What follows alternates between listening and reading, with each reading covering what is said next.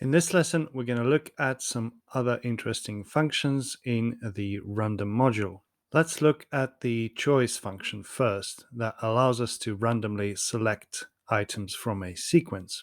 So here I have a list of elements that represent the traffic lights.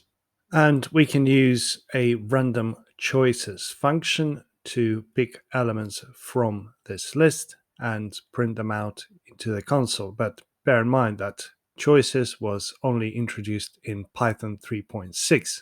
And as a second argument, we're going to pass k with a value that will represent the size of the list of elements chosen from this population with replacement. In other words, how many samples we're going to pick randomly from that list. As you can see, it is 10, and we put them into our new list of 10 elements. So the output produced by this choices function is a list of size k. In our case, this is 10, filled with this randomly picked elements from traffic lights. Of course, real traffic lights needs to follow certain sequence, but let's assume that in our case, this is some kind of broken traffic light. And let's assume that this broken traffic light does not pick all lights equally. For example, for some reason, it started to prefer some colors over the other colors. So let's say red is preferred much more than yellow, and red is preferred again much more than green, and green is preferred much more than yellow.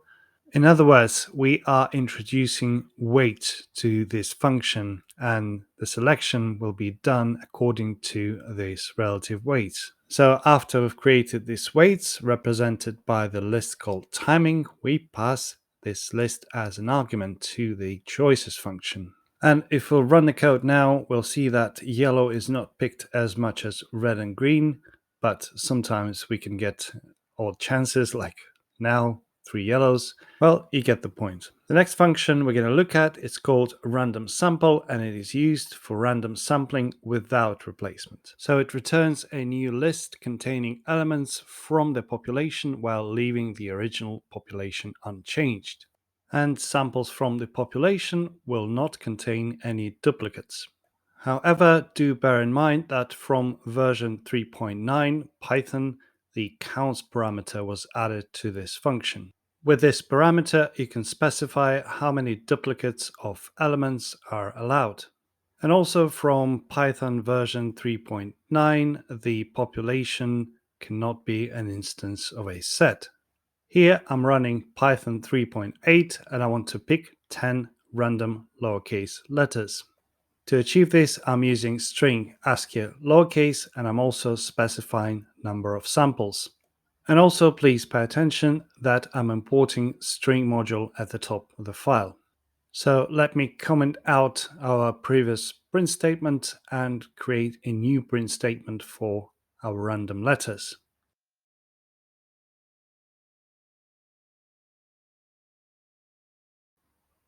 Let's run the code, and you'll see 10 random letters without any duplicates.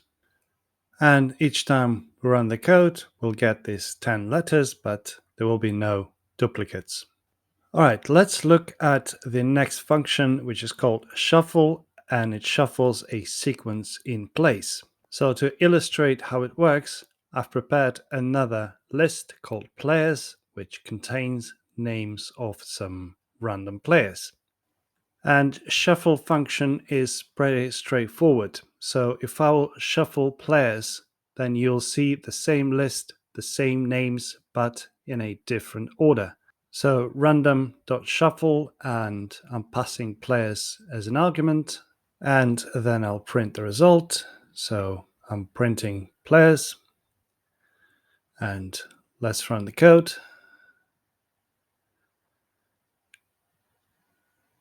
It begins with Jennifer, so this is another order. Let's shuffle one more time. So it begins with John, so names were shuffled.